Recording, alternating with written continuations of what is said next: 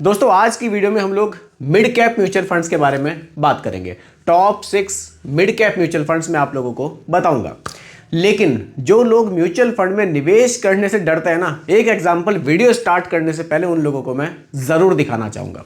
क्योंकि काफ़ी लोग इस तरह से बोलते हैं, अरे यार म्यूचुअल फंड इसमें निवेश मत करो, पैसा डूब जाएगा, कंपनी भाग जाएगी, मार्केट क्रैश हो जाएगी, ये हो जाएगा, वो हो जाएगा। लेकिन इन सब के बावजूद म्यूचुअल फंड का जो निवेश है वो बढ़ता ही जा रहा है। अब जिन लोगों ने थोड़ा सा रिस्क लेकर मार्केट में निवेश किया, जिन लोगों ने म्यूचुअल फंड के थ्रू निवेश किया, उन लोगों को पिछले 10 सालों में क्या benefit mid cap mutual fund से मिले, पहले मैं वो आप लोगों को दिखा देता हूँ। थोड़ा सा कॉन्फिडेंस आपका बढ़ेगा, थोड़ा सा आप समझेंगे चीज़ों को कि हाँ पैसा यहाँ किस तरह से बढ़ता है। देखिए, हालांकि जो रिटर्न्स पिछले 10 सालों में हमें मिले हैं, ज़रूरी नहीं है कि अगले 10 सालों में भी वही मिले, हो सकता है रिटर्न्स इससे ज़्यादा मिल जाए। लेकिन ये भी पॉसिबिलिटीज़ होती हैं कि रिटर्न्स आपके थोड़े बहुत घट भी जाए। लेकिन देखिए, अगर आप मार्केट का जोखिम ले सकते हैं तो बिल्कुल म्यूचुअल फंड आपके लिए बहुत ही बढ़िया ऑप्शन है। अब देखिए, इस जो ऑप्शन है इसके बढ़िया होने के ना बहुत से रीज़न है। मान लीजिए आप एक नॉर्मल सी जॉब करते हैं, आपके पास टाइम नहीं है स्टॉक मार्केट को बार बार देखने का, क्या अप एंड डाउन्स चल रहे हैं, तो म्यूचुअल फंड में एक प्रॉपर फंड मैनेजर आपको अपॉइंट होते हैं जो आपके पैसे की देखरेख करेंगे, जो आपके पैसे को स्टॉक मार्केट में निवेश करेंगे। हालांकि डायरेक्टली स्टॉक मार्केट में निवेश करके आप ज़्यादा रिटर्न्स बना सकते हैं, यहाँ रिटर्न्स उसके मुकाबले तो कम है। लेकिन जब आपके पास समय ही नहीं है स्टॉक मार्केट को देखने का, तो क्यों हम वहाँ रिस्क लें, क्यों ना हम म्यूचुअल फंड में से अच्छा रिस्क ले लें। कम से कम एक प्रॉपर फंड मैनेजर तो है, उनको नॉलेज हमसे तो बहुत ज़्यादा है कि वो हमारे पैसे को देखेंगे। तो इसीलिए ये एक बढ़िया ऑप्शन है। पहले मैं आपको दिखा देता हूँ कि जिन लोगों ने यहाँ निवेश आज से 10 साल पहले मान लीजिए मिड कैप म्यूचुअल फंड्स में निवेश किया, रिटर्न्स मैं आपको दिखाऊंगा अभी वीडियो में आगे।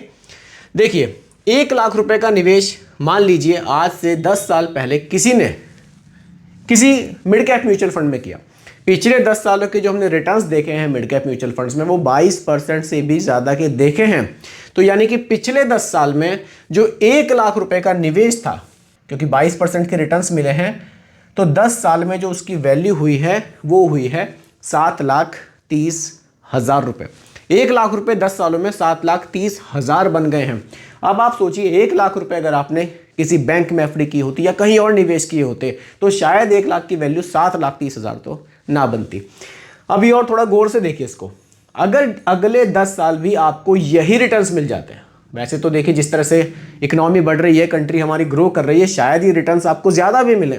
अगर सेम यही रिटर्न्स मिलते हैं तो अगले 10 साल में 1 लाख रुपए की वैल्यू बढ़कर हो जाएगी कितनी, 53 लाख रुपए।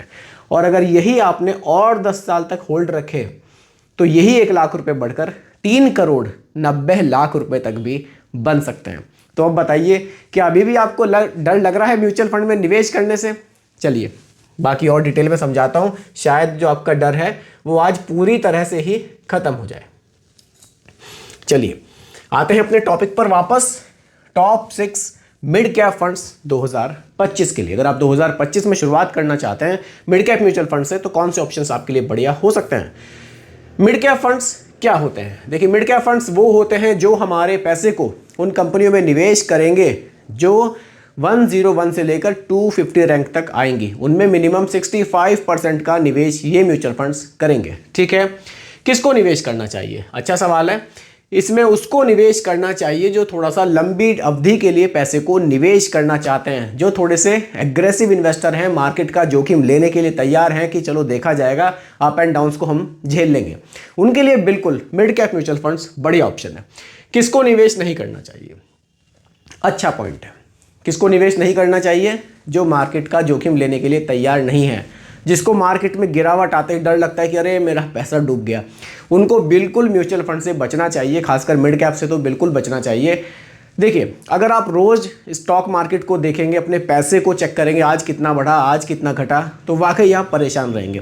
आपने किसी मिड कैप म्यूचुअल फंड में निवेश कर दिया, एसआईपी के थ्रू किया आपने, चाहे लमसम के थ्रू किया, आप उसको थोड़े दिन के लिए छोड़ दीजिए, तभी आप उससे अच्छा प्रॉफिट बना पाएंगे। कारण क्या है? अगर आप उसको बार बार चेक करेंगे ना, तो मार्केट के अप एंड डाउन्स का फर्क आपके रिटर्न्स पर पड़ता है। आपको लगेगा कभी पैसा बढ़ रहा है, आपको लगेगा कभी पैसा घट रहा है। तो इन सब चीज़ों से बचने के लिए यह है कि आप कुछ दिन तक उसको इन्वेस्ट रहने दें, पैसे को बार बार आप उसको ना देखें। साथ ही साथ जिसको कम समय के लिए निवेश करना है, मान लीजिए किसी को 1 साल के लिए 2 साल के लिए निवेश करना है तो बिल्कुल मिड कैप म्यूचुअल फंड में उसको निवेश नहीं करना चाहिए। अब सीधा फंड्स पर आते हैं। देखिए पहला जो फंड है Motilal Oswal mid cap fund है, बढ़िया फंड है। एक्सपेंस रेशियो 0.57% का है। फंड साइज 20,056 करोड़ का है। इतना पैसा लोग इस फंड में निवेश कर चुके हैं। देखिए रिटर्न्स आप देख सकते हैं पिछले 10 साल के 22% के रिटर्न्स हैं, जैसे कि मैंने कैलकुलेशन में आपको बताया था। पिछले 10 साल में 22 है, पिछले 5 साल में 34 है, और पिछले 3 साल में 37 है, और पिछले 1 साल में तो 62% से भी ज़्यादा के रिटर्न्स इस म्यूचुअल फंड ने बनाए हैं। डाइवर्सिफिकेशन आप देख सकते हैं, इक्विटी में 97.6% का निवेश है, जिसमें से मिड कैप में लगभग 72% है, और लार्ज कैप का भी पोर्शन यहाँ बहुत अच्छा रखा गया है। लार्ज कैप जितना ज़्यादा रहेगा उतना ही हमारा जो पोर्टफोलियो रहेगा थोड़ा सा रिस्की कम रहेगा, क्योंकि लार्ज कैप में टॉप 100 कंपनीज आती हैं। ठीक है, होल्डिंग्स कोफोर्ज है, कल्याण ज्वेलर्स है, पॉली कैब है, परसिस्टेंट सिस्टम लिमिटेड है, इसकी टॉप की होल्डिंग्स हैं जिन स्टॉक्स में पैसा ज़्यादा निवेश किया गया है। Sectors automobile, technology, capital goods, इस तरह के कुछ सेक्टर्स भी रखे गए हैं। ठीक है, अगला जो फंड है दोस्तों वो आता है एचडीएफसी की तरफ से, HDFC mid cap opportunities fund. ये फंड तो इतना फेमस है, इतना पैसा लोगों ने इस फंड में निवेश किया हुआ है, आप इसके फंड साइज को देख सकते हैं। 75,000 करोड़ से भी ज़्यादा पैसा लोगों ने इस फंड में निवेश किया हुआ है। कारण क्या है उसको समझिए। रिटर्न्स बहुत अच्छे हैं, पिछले 1 साल में 35 है, पिछले 3 साल में 29 है, पिछले 5 साल में 30 है, और पिछले 10 साल में 19.2% के रिटर्न्स इस म्यूचुअल फंड ने बनाए हैं। तो रिटर्न्स अच्छे बनाए हैं। आप इसमें लमसम भी कर सकते हैं, आप इसमें एसआईपी भी कर सकते हैं, दोनों ऑप्शंस इसमें अवेलेबल हैं। ठीक है, मिड कैप में 66.6% का निवेश है, स्मॉल कैप में 17.64 है, और लार्ज कैप में 7.86% का निवेश है। होल्डिंग्स आप देख सकते हैं, max finance, the Indian hotel, the federal bank और इप्का लेबोरेटरीज लिमिटेड, कुछ इस तरह की होल्डिंग्स हमें देखने को मिलती है। Sector finance, health care, technology और कैपिटल गुड्स है। तो एचडीएफसी का ये जो मिड कैप फंड है ये भी काफ़ी शानदार है। अगला फंड देख लीजिए, PGIM India mid cap opportunities fund. Expense ratio बहुत सही है, 0.46% का है।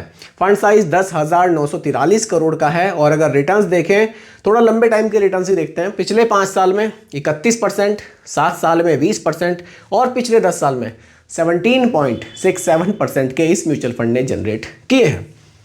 मिड कैप में 67.56% का निवेश है, लार्ज कैप में 18.67 है, और स्मॉल कैप में 10.62% यहाँ रखा गया है। होल्डिंग्स आप देख सकते हैं, डिक्सॉन है, मैक्स हेल्थ केयर है, परसिस्टेंट सिस्टम है, और यूएनओ मिंडा लिमिटेड है। सेक्टर फाइनेंस है, सर्विस है, ऑटोमोबाइल है और हेल्थ केयर है। ये टॉप के सेक्टर्स और टॉप की होल्डिंग्स हमें इन फंड्स की देखने को मिलती है। ठीक है, अगले फंड पर बात करते हैं। अगला है एडलविस का mid cap fund. Expense ratio 0.4 है, फंड साइज 7,677 करोड़ का है। लमसम एसआईपी दोनों कर सकते हैं। पिछले 10 साल में 20% से ज़्यादा के रिटर्न्स हैं, और पिछले 5 साल में 32% से ज़्यादा के रिटर्न्स हैं। डाइवर्सिफिकेशन देखिए, मिड कैप में 69.32 है, स्मॉल कैप में 16 है, और लार्ज कैप में 11.63% का निवेश है। होल्डिंग्स आप देख सकते हैं, साथ ही साथ सेक्टर्स हैं, कैपिटल गुड्स है, फाइनेंस है, सर्विसेज है और हेल्थ केयर के सेक्टर में ये फंड निवेश कर रहा है।